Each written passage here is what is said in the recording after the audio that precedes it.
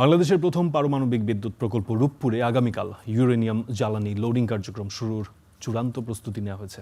এর মধ্য দিয়ে দেশের জ্বালানি খাতে অর্জিত হচ্ছে একটি গুরুত্বপূর্ণ মাইলফলক। এতে উচ্ছ্বসিত শ্রমিক সহ স্থানীয়রা। অবসান ঘটতে যাচ্ছে দীর্ঘ প্রতীক্ষার। অবশেষে মঙ্গলবার থেকে শুরু হচ্ছে রূপপুর পারমাণবিক বিদ্যুৎ কেন্দ্রে জ্বালানি লোডিং কার্যক্রম। চলছে শেষ সময়ের প্রস্তুতি। জুলাইয়ের শেষে অথবা আগস্টের শুরুর দিকেই প্রথম ইউনিট থেকে অন্তত ৩০০ মেগাওয়াট বিদ্যুৎ জাতীয় গ্রিডে যুক্ত হবে। আর ইউনিটটি থেকে পূর্ণ সক্ষমতায় বিদ্যুৎ মিলবে চলতি বছরের শেষ নাগাদ বা আগামী বছরের শুরুতে। এত বড় একটা প্রজেক্ট এখানে হচ্ছে, এখন সেটা উৎপাদনমুখী হচ্ছে। এটা অবশ্যই আমাদের গর্বের এবং আনন্দের বিষয় পাবনাবাসী হিসেবে। ২৮ তারিখে ওই ইউরেনিয়াম দিয়ে আমাদের ওইটা টেস্টিং চলবে। খুশি স্থানীয়রাও। তাদের আশা, দেশের জ্বালানি নিরাপত্তা ও অর্থনৈতিক উন্নয়নে দীর্ঘমেয়াদে গুরুত্বপূর্ণ অবদান রাখবে বিদ্যুৎ কেন্দ্রটি। নিরাপত্তায় সর্বোচ্চ সতর্কতার দাবি স্থানীয়দের। বিদ্যুৎ অনেকটা সাশ্রয় হবে এবং বিদ্যুৎ ঘাটতি পূরণ হবে।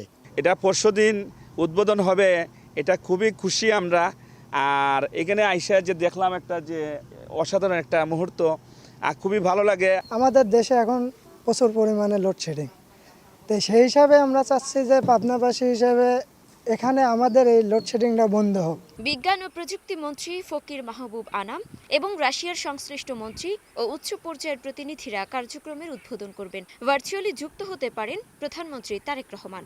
বর্তমানে বৈশ্বিক যে সংকট রয়েছে, বিশেষ করে জ্বালানি এবং বিদ্যুতের, আমরা আশা করি এটি উৎপাদন প্রক্রিয়ায় গেলে এই অঞ্চল সহ বাংলাদেশ অত্যন্ত ভালো একটি বিদ্যুতের সোর্স পাবে এবং আমরা অবশ্যই এই ইউরেনিয়ামকে নিরাপদ কাজে ব্যবহার করে শান্তিপূর্ণ উপায়ে আমরা আমাদের যে ক্রাইসিস রয়েছে বিদ্যুতের, সেটি পূরণ করতে পারবো বলে আমার দৃঢ় বিশ্বাস। পদ্মা নদীর তীর ঘেঁষে গড়ে উঠেছে রূপপুর পারমাণবিক বিদ্যুৎ কেন্দ্র। সব ঠিক থাকলে ২০২৭ সালের সেপ্টেম্বর নাগাদ ২ ইউনিট মিলিয়ে মোট ২৪০০ মেগাওয়াট বিদ্যুৎ জাতীয় গ্রিডে যুক্ত হতে পারে। Desk report, star news.